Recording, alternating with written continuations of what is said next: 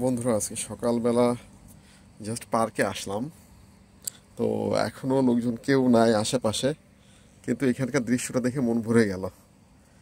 এই যে এখানে প্রচুর কবুতর দেখা যাচ্ছে। আসলে এগুলোকে খাবার দেওয়া হয়েছে। একটু আগে এক ভাই আসছিল, উনি কিছু খাবার দিয়ে গেল আর কি। তো কবুতরগুলো খাচ্ছে, এগুলো ব্রেড মূলত। ব্রেড দিচ্ছে, দেখে কত কত কবুতর। জাস্ট এখানে কিছু দেখা যাচ্ছে, আবার ওই পাশ দিয়ে দেখা যাচ্ছে। অসাধারণ।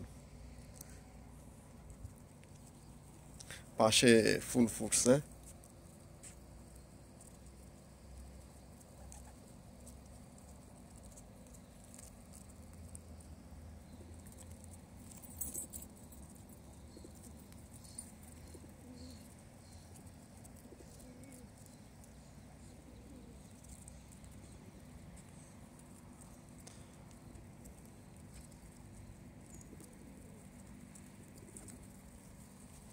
আসলে যারা আর্লি মর্নিংয়ে ঘুমায় থাকে, তারা এই জিনিসগুলো এনজয় করতে পারে না।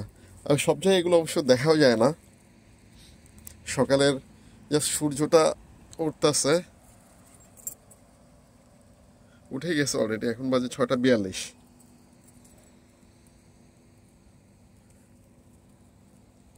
আশেপাশের পরিবেশটা একটু দেখাই।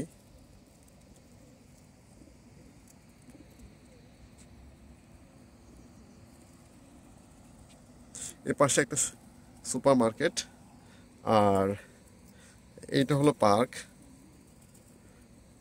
ছোট একটা পার্ক আর কি, এখানে বসার জন্য বেশ সুন্দর।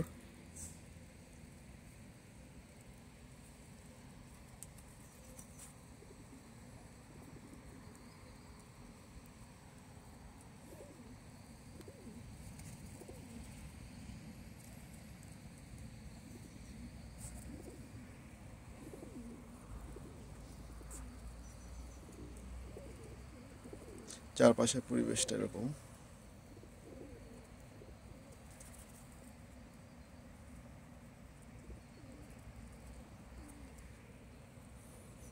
নেচারের পাশে থাকতে সবারই আসলে খুব ভালো লাগে, আর আমিও খুব পছন্দ করি।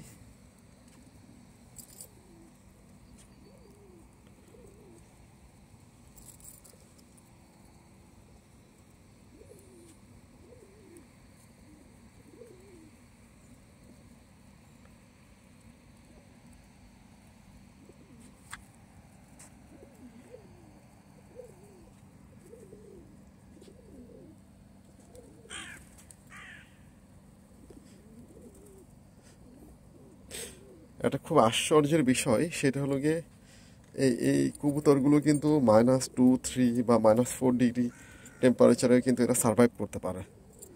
কারণ ইউরোপ ইউরোপের ইটালিতে নর্মালি টেম্পারেচার -2, 3 হতেই পারে, অস্বাভাবিক না।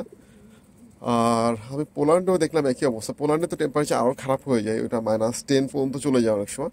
তারপর দেখা যায় যে কবুতরগুলো এরকম টেম্পারেচারে সার্ভাইভ করতে পারে। আর এই কবুতরগুলো পোষা কবুতর না, এগুলোকে বন্য কবুতর।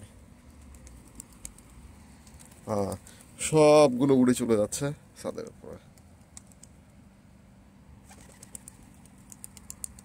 ওদের খাবার শেষ, খাওয়া দাওয়া হয়ে গেছে, ওদের পূর্তি কমপ্লিট হয়ে গেলে এখন সব চলে যাচ্ছে ওই সুপার মার্কেটটার ছাদের উপরে। খুব সুন্দর।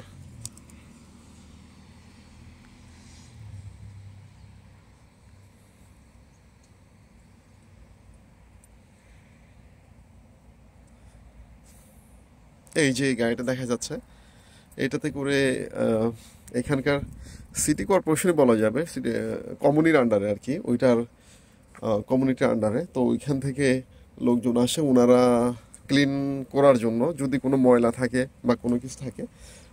দেখ পার্কটা কত সুন্দর গোছানো, কোনো একটা ময়লা নাই, কোনো কিছু নাই। আর যদি অল্প কোনো ময়লা থাকে সেটা তো তুলে নিয়ে যায় ওরা। সো সব কিছু মিলে অনেক সুন্দর।